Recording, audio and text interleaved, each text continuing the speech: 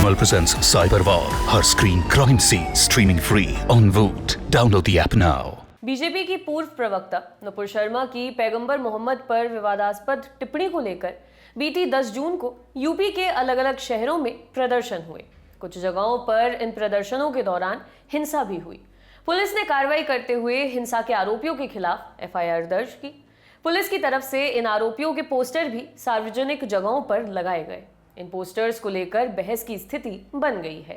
एक तरफ पुलिस की इस कार्रवाई का विरोध हो रहा है और दूसरी तरफ इसे सही भी बताया जा रहा है।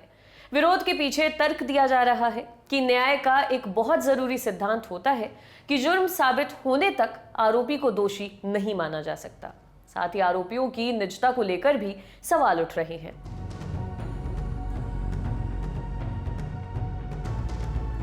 दरअसल पुलिस का दावा है कि उसके पास वीडियो फुटेज और फोटोज हैं जिसमें लोग पत्थर फेंकते और गैरकानूनी गतिविधियों को अंजाम देते हुए देखे जा सकते हैं।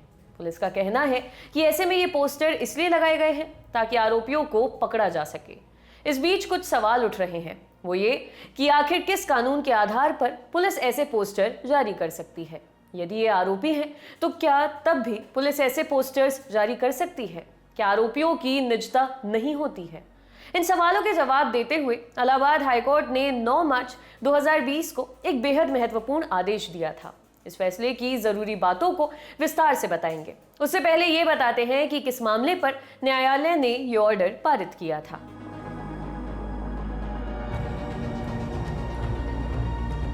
ये पहला मौका नहीं है जब यूपी पुलिस ने इस तरह का कदम उठाया है।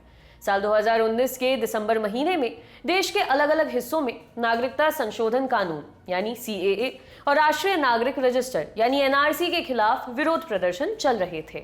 इसमें उत्तर प्रदेश के भी कई जिलों के लोगों ने भाग लिया था।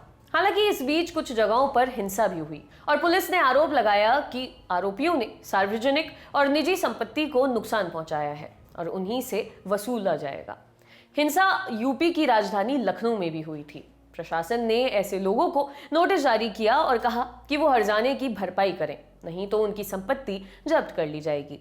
इतना ही नहीं, पुलिस ने आरोपियों के नाम, पता और उनकी तस्वीरों के साथ बड़े बड़े होर्डिंग्स लखनऊ की सड़कों पर भी लगा दिए। पुलिस के इस कदम से बात ज्यादा बिगड़ गई। इलाहाबाद हाईकोर्ट ने इसे लेकर नाराजगी जाहिर करते हुए मामले पर स्वतः संज्ञान लिया और लखनऊ तथा राज्य के बड़े अधिकारियों को मौजूद रहने का आदेश दिया। जब मामले की सुनवाई शुरू हुई तो प्रशासन ने पहले कोर्ट के स्वतः संज्ञान जनहित याचिका पर ही सवाल उठा दिया और दावा किया कि कोर्ट इन मामलों में ऐसा कदम नहीं उठा सकता है, ये उसका अधिकार क्षेत्र नहीं है। प्रशासन की तरफ से कहा गया कि आरोपियों के पोस्टर इसलिए सार्वजनिक किए गए हैं ताकि उन्हें सबक सिखाया जा सके।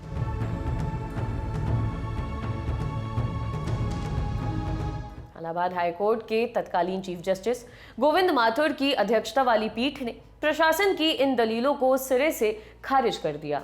कोर्ट ने कहा कि इस तरह आरोपियों का पोस्टर लगाना निजता के अधिकार का खुला उल्लंघन है। दुनिया भर में निजता को मौलिक अधिकार के रूप में मान्यता मिली हुई है और ये लोकतंत्र के महत्वपूर्ण मूल्यों और मानवीय गरिमा को दर्शाता है। जस्टिस गोविंद माथुर और जस्टिस रमेश सिन्हा की पीठ ने कहा था, कुल मिलाकर हमें ये कहने में कोई संकोच नहीं है कि राज्य की कार्रवाई लोगों के निजता में हस्तक्षेप करने के अलावा कुछ और नहीं है। ये संविधान के अनुच्छेद 21 का भी उल्लंघन है। कोर्ट ने इस बात पर जोर दिया था कि उत्तर प्रदेश पुलिस द्वारा कुछ चुनिंदा लोगों के खिलाफ कार्रवाई करना उसके सेलेक्टिव रवैये को दर्शाता है। इलाहाबाद हाईकोर्ट ने राज्य सरकार से यह सवाल किया था कि जब प्रदेश में लाखों ऐसे आरोपी हैं जो गंभीर अपराधों का सामना कर रहे हैं, तो सिर्फ कुछ आरोपियों के पोस्टर और बैनर लगाकर उनकी निजी जानकारी सार्वजनिक की गई है। प्रशासन इस सवाल का उचित जवाब नहीं दे पाया था। तमाम पहलुओं पर विचार करने के बाद इलाहाबाद हाईकोर्ट ने लखनऊ के डीएम और पुलिस कमिश्नर को आदेश दिया था कि आरोपियों के पोस्टर्स तत्काल हटाए जाएं।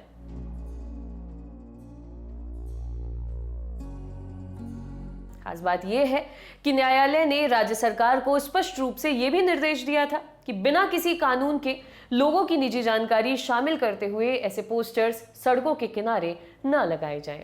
उत्तर प्रदेश सरकार ने सुप्रीम कोर्ट में इस आदेश को चुनौती भी दी थी, लेकिन अदालत ने इस पर रोक लगाने से इनकार कर दिया था।